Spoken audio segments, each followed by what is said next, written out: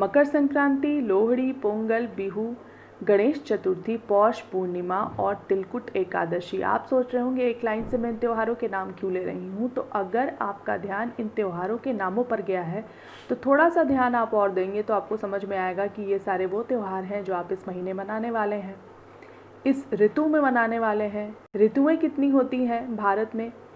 आयुर्वेद में तो ऋतुएँ होती हैं 6। हेमंत, शिशिर, बसंत, ग्रीष्म, वर्षा और शरद, ये 6 ऋतुएं मानी गई हैं। और अभी जो ऋतु चल रही है वो है शिशिर ऋतु। आज के इस वीडियो में जो इन्फॉर्मेशन मैं आपको देने वाली हूँ, मुझे नहीं लगता है कि इस तरीके की इन्फॉर्मेशन आपको किसी और वीडियो में जल्दी देखने के लिए मिलेगी। तो वीडियो ज़रूर पूरा देखिएगा। आपको ये पता चलने वाला है कि आयुर्वेद में जो ये ऋतुएं बताई गई हैं उसके अनुसार जो कुछ खाने पीने और रहने सहने के तरीके बताए गए हैं वो किस तरीके से जुड़े हुए हैं इन त्योहारों से। ये त्योहार किस तरीके से जुड़े हुए हैं परंपरा से, और परंपरा हमारी कितनी साइंटिफिक थी, जो पूर्वज थे वो कितने साइंटिफिक थे, कितने बड़े विचारक थे और स्वास्थ्य को कितना मानने और जानने वाले थे, और किस तरीके से आयुर्वेद से जुड़कर ये सारे त्यौहार हमारे स्वास्थ्य से जुड़े हुए हैं। तो ये सारी चीज़, ये सारा कनेक्शन आज के इस वीडियो में आपको देखने के लिए मिलने वाला है। आज का ये वीडियो आपके लिए किसी भी तरीके से यूज़फुल होता है तो इसे लाइक ज़रूर कीजिएगा, दूसरों में भी शेयर कीजिएगा, क्योंकि इस तरीके की इन्फॉर्मेशन अब लोगों तक पहुँचाना बहुत ही ज़्यादा ज़रूरी है। चैनल को सब्सक्राइब नहीं किया है तो उस रेड सब्सक्राइब बटन को क्लिक करके मेरे इस चैनल को सब्सक्राइब ज़रूर कर लीजिए ताकि आप मुझसे जुड़े रहें। आगे बढ़ते हैं और आज आप जानिए मुझसे कि किस तरीके से ये जो त्यौहार हैं, ख़ास तौर पर शिशिर ऋतु में, यानी कि इस ऋतु में जो आप ये त्यौहार मनाने वाले हैं या मना रहे हैं, उसमें जो चीज़ें आप खाने में इस्तेमाल करने वाले हैं, पूजा पाठ में इस्तेमाल करने वाले हैं, उसके पीछे का साइंस क्या है और उसके पीछे का आयुर्वेद का विज्ञान क्या कहता है मेरे साथ। और आज की इस वीडियो में मैं आपको बताती हूँ कि ये त्यौहार कैसे आपके जीवन से, आपके स्वास्थ्य से जुड़े हुए हैं, क्यों इम्पॉर्टेंट है इनको मनाना, और जो चीज़ें इस दौरान हम जाने अनजाने कर रहे हैं किस तरीके से आपके हेल्थ के लिए बहुत ही अच्छी होती हैं। आयुर्वेद में 6 ऋतुएं बताई गई हैं और ये भी बताया गया है कि इन ऋतुओं में रहने सहने और खाने पीने का क्या सही तरीका है। कुछ नियम बताए गए हैं जो आपको फॉलो करना चाहिए ऋतु के अनुसार। अगर आप इन नियमों को फॉलो करते हैं तो आप लंबे समय तक हेल्दी रह सकते हैं, बीमारी आपसे दूर रहेगी। जब हमारे पूर्वजों ने इन नियमों को अपनाया, उसको अपनी कसौटी पे परखा, तो इसका जो प्रभाव उनके सामने आया उससे उनको ये समझ में आ गया बहुत अच्छी तरीके से कि आयुर्वेद आपको निरोगी बना के रख सकता है। ये एक ऐसा विज्ञान है जो न केवल आपको स्वस्थ रखता है बल्कि अगर आप बीमार पड़ जाते हैं तो उसका भी उपाय इसके पास है। जब इन सारी चीज़ों का उन्हें आभास हुआ तो बहुत ही खूबसूरती के साथ उन्होंने इसको धर्म के साथ जोड़ दिया, विश्वास, आस्था, ईश्वर के साथ जोड़ दिया। क्योंकि होता ये है कि जब हम किसी चीज़ को धर्म से जोड़ देते हैं तो ऑटोमेटिक वो आपके कर्तव्य में भी निहित हो जाता है, विहित हो जाता है, और आप उन सारी चीज़ों को जाने अनजाने फॉलो करने लगते हैं जो हेल्थ के लिए बहुत ही ज़्यादा अच्छी होती हैं। और ये सारी चीज़ें जनरेशन को आगे तक पहुंचाने का सबसे अच्छा तरीका है कि इसको इस माध्यम से, धर्म के माध्यम से, पूजा पाठ के माध्यम से, त्यौहार के माध्यम से पहुंचा दिया जाए। इससे सरल और अच्छी तरीके से आप जनरेशन तक अपनी अच्छी हेल्दी हैबिट्स को नहीं पहुंचा सकते हैं। सोचिए कितनी अच्छी अप्रोच थी उनकी हेल्थ को लेकर, और कितना अच्छा उपहार वो आपको देकर चले गए, एक धरोहर आपको देकर चले गए। वो धरोहर जो आने वाली पीढ़ी तक आपके साथ रहने वाली है, और ये सुनिश्चित करके चले गए कि हमारी आने वाली पीढ़ियां कभी भी बीमार नहीं हों। आयुर्वेद में बताया गया है कि शिशिर ऋतु में वही नियम हमको फॉलो करने हैं जो हमने हेमंत ऋतु में फॉलो करने के लिए बताए हैं।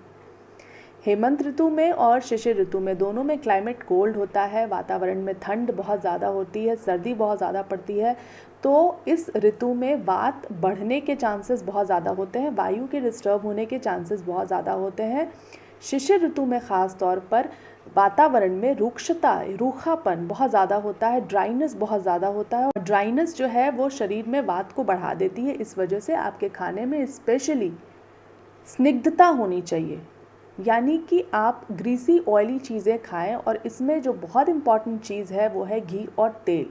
यहाँ मैं आपको चीज़ या बटर खाने के लिए नहीं कह रही हूँ, आपको घी और तेल का ही उपयोग करना है। आगे किसी और वीडियो में मैं आपको ज़रूर बताऊँगी कि कौन कौन से तेल आयुर्वेद में बताए गए हैं जो आपको खाने चाहिए। वैसे कुछ जानकारियाँ मैंने और भी अपने वीडियोस में पहले के दिए हुए हैं, आप उनको ज़रूर जाके देखा करें। बहुत अच्छी इंपॉर्टेंट और सिंपल जानकारी आपको देने की कोशिश करती हूँ, जिनको अगर आप फॉलो करेंगे तो आप हेल्दी रह सकते हैं। बहरहाल हम आगे बढ़ते हैं और आज के अपने टॉपिक पर ही रहते हैं। आयुर्वेद में 6 रस बताए गए हैं, मधुर, अम्ल, लवण, कटु, तिक्त, कषाय। तो पहले की जो 3 रस हैं वो आपको शिशिर ऋतु में खाने चाहिए। और ये जो रस हैं जब आप लेंगे तो इनकी प्रॉपर्टीज़ जो होती हैं वो ऐसी होती हैं कि शरीर में वायु को नहीं बढ़ने देती हैं। अगली जो चीज़ है वो है शरीर पर सूर्य देव की कृपा ज़रूर पड़ने दें, यानी कि धूप में ज़रूर रहें। ये भी बताया गया है इस दौरान शिशिर ऋतु में आपको धूप का सेवन करना चाहिए, अग्नि का सेवन करना चाहिए। अग्नि का सेवन करने का मतलब ये नहीं है कि आग उठा के खा लेना है, यानी कि आप अपने शरीर पर अग्नि का ताप आने दें। इसी वजह से आप देखते होंगे अलाव जलते हैं और हम ठंड को भगाने के लिए अपने आप को, अपने शरीर को सेकने के लिए अंगीठियों का इस्तेमाल करते हैं।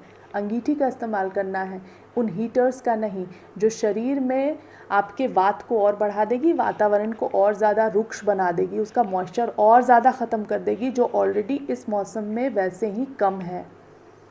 ठीक है, मेरी बात पे ध्यान दीजिएगा। एक एक चीज़ें जो मैं बता रही हूँ उस पर गौर ज़रूर कीजिएगा, बहुत फ़ायदा मिलने वाला है आपको। आइए लौट कर फिर से त्योहारों पर आते हैं, और जिन त्योहारों का नाम मैंने वीडियो की शुरुआत में लिया उनमें जितने भी फूड आइटम्स आप बनाते हैं, जो भी प्रिपरेशन आप खाने पीने की चीज़ों की करते हैं, जैसे कि तिल, गुड़, घी, दूध, दही, मेवे, चिक्की बनती है मूंगफली की जिसमें गुड़ वगैरह पड़ता है, मुरमुरे के लड्डू बनते हैं, और साथ में आप नया चावल भी इस दौरान इस्तेमाल करते हैं।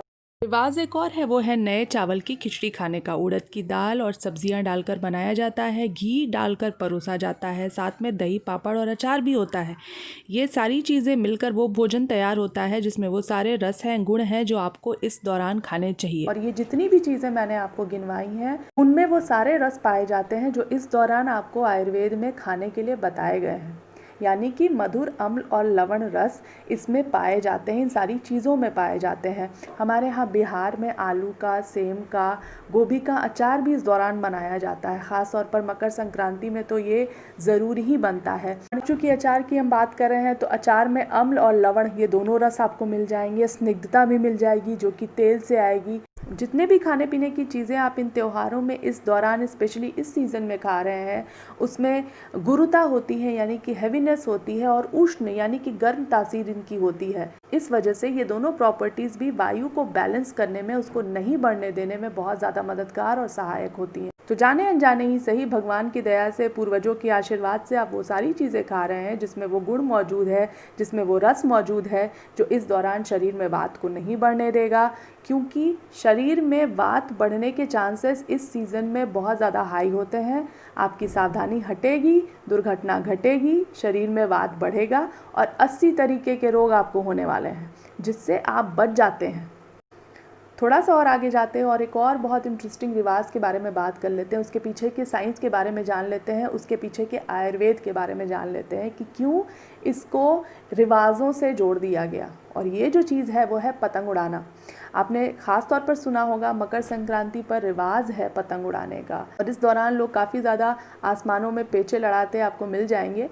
तो इसको रिवाज से जोड़ने के पीछे का साइंस ये था कि आयुर्वेद ये मानता है कि इस ऋतु में आपको धूप का सेवन करना चाहिए। और पता नहीं आप आयुर्वेद की बात माने या नहीं माने, इस वजह से हमारे पूर्वजों ने इसको एक मान्यता बना दी, एक परंपरा बना दिया, एक रिवाज बना दिया। क्योंकि इसी बहाने से ही आप घरों से बाहर निकलेंगे, छतों पर जाएंगे, घर के अंदर तो पतंग उड़ेगी नहीं, आपको छत तक जाना पड़ेगा, धूप में रहना पड़ेगा। शरीर को विटामिन डी मिलता है धूप से, ये हम सभी जानते हैं। विटामिन डी बहुत इम्पॉर्टेंट होता है शरीर में कैल्शियम के एब्जॉर्प्शन के लिए। कैल्शियम रिच डाइट तो हम वैसे भी ले रहे हैं, जितने भी तिल, दूध के प्रिपरेशंस ले रहे हैं, मूंगफली, नट्स वगैरह खा रहे हैं, गोंद के लड्डू खा रहे हैं, मुरमुरे, नया चावल खा रहे हैं, इन सब में कैल्शियम बहुत अच्छी मात्रा में होता है। तो कैल्शियम तो आपको मिल जाएगा, लेकिन अगर एब्जॉर्ब नहीं होगा, उस जगह नहीं पहुंचेगा जिस जगह उसको पहुंचना चाहिए, तो फिर किस काम का। इस वजह से धूप में रहने के लिए कहा गया। विटामिन डी वहाँ से मिल जाएगा, कैल्शियम आपको भोजन से मिल जाएगा। अच्छी तरीके से विटामिन डी उस कैल्शियम को आपके शरीर में एसिमिलेट करवा देगा। उम्मीद करती हूँ इस कैलकुलेशन को आप समझ चुके होंगे, इसके पीछे के साइंस को समझ चुके होंगे, लॉजिक को समझ चुके होंगे। और लॉजिक ही तो आपको चाहिए ना किसी भी चीज़ को अपनाने के लिए, ऐसे तो आप मेरी बात मानेंगे नहीं। चलिए आप लॉजिक ढूंढते रहिए, मैं आपको मना नहीं कर रही हूँ, उल्टे मैं आपकी मदद करूँगी ताकि आप आयुर्वेद को लॉजिकली ही सही समझ सकें, अपना सकें।